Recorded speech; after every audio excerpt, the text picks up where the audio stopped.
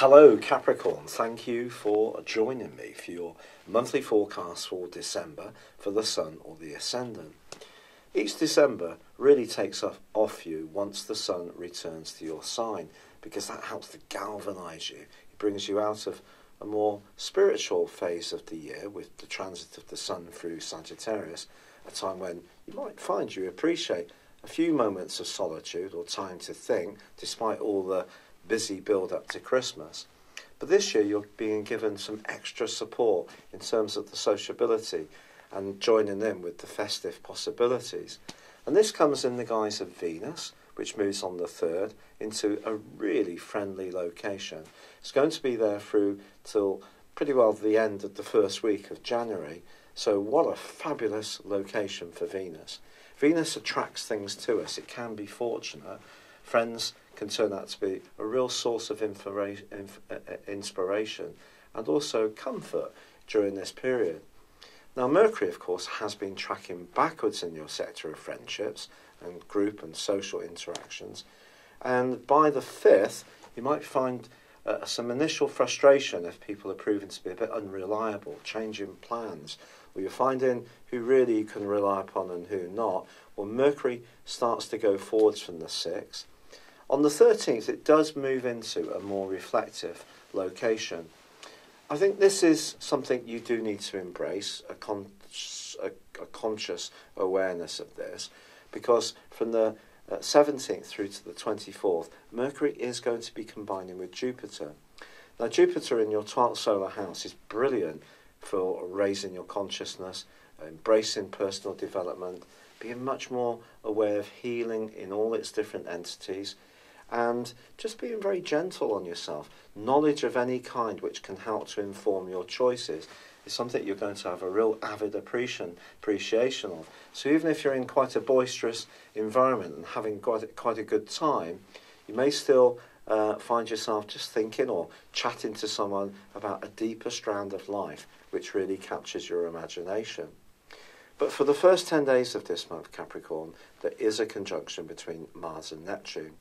Neptune has given you the potential to have amazing ability to express and relate to people since 2012.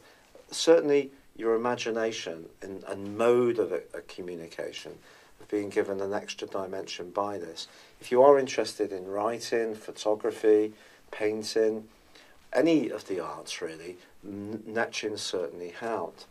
When Neptune and Mars go alongside, however, in the 3rd house, it could be you encounter someone in the first third of this month who's actually not totally straightforward, or someone who tends to have an ability to spin a situation to suit their own agenda.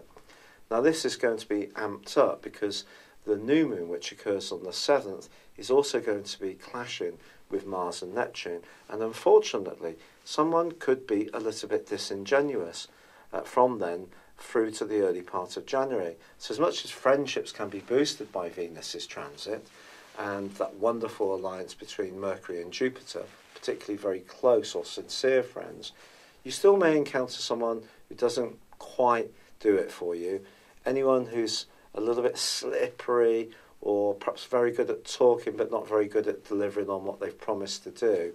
That could undermine your confidence in them.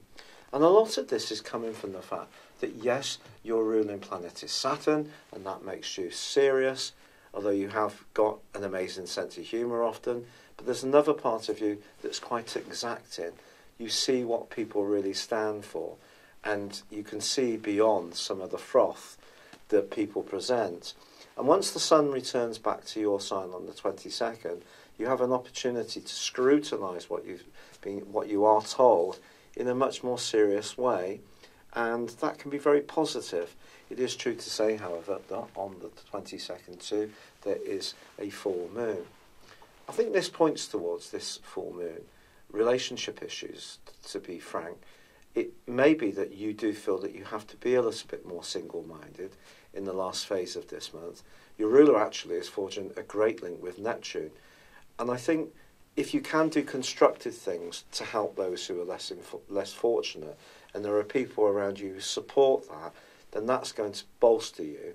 But I think essentially this full moon is going to help you to identify the relationships which perhaps are not quite as strong as you would like. And sincerity really is the key word. It may be for us all the time, but we go through different periods of our lives where perhaps we're not quite so interested in the deeper side of life. We're more interested in just having a good drink, a good laugh, a good dance. But I think you're moving into a much more profound phase of your life, especially with the 3 eclipses that are set to occur in your sign next year, and the other solar eclipse occurring in the sign of Cancer, your sector of relationships. So how you interact with people is a growing theme. Now, as this month comes to a close, Mercury forges a great link with Uranus. Now, Uranus has gone restless again for you, but it will move, as far as your home, family and emotional life is concerned, it will move into a part of your scope which is going to be very good for your self-expression in March. But as we come into this end of the year, it could be that you can make some fascinating connections, or perhaps with a discussion with someone in your family, someone you are close to, and there could be a surprise revelation which really helps you to understand yourself and your situation better.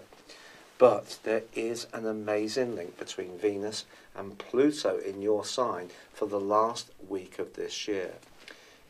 If your love life really is the centre of your focus, and I think this would be particularly true whether you're single or involved, this aspect really helps you to see the depth and quality of associations, or a association, with a great deal more insight.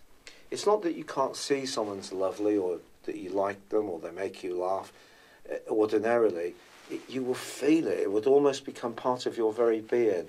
Venus and Pluto in this sextile could be a game changer if a relationship has been under a bit of review, because you may think again. On the other hand, this could alert you to someone who does really capture your imagination, which obviously can be truly exciting. And from the 10th through to the end of the year, also remember that Mars is breaking away from Neptune, and it doesn't get much better than Mars in the 5th house when it comes to enjoying the party environment. On Christmas Day itself, well, the moon is in quite a deep part of your scope, but that just makes you all the more aware, or pushes you to be more and more aware of who you feel really comfortable with and who you can really let your guard down with and open up. But don't do that with the wrong people, is really the message of that new moon, which occurs on the 7th, and it's square to Mars and Neptune. It's been a real pleasure being with you. If you'd like to understand your personal destiny for next year, in terms of your own birth data of time, date and place of birth, please see the link below where you can order your 12-month personal horoscope.